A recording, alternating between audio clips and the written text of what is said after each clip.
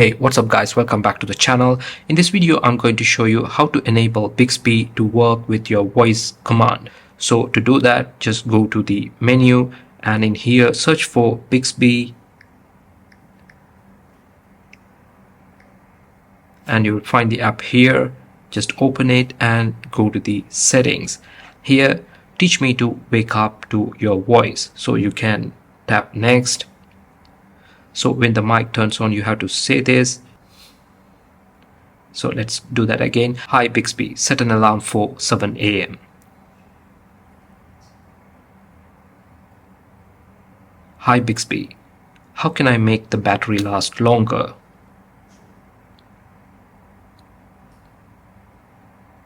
Hi Bixby, raise the volume, play music.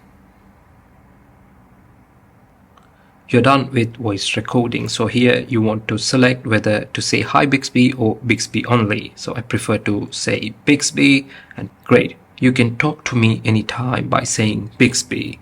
So add Bixby to the home screen and agree to the collection and processing of my voice print. So tap start. So now done. Bixby, what can you do?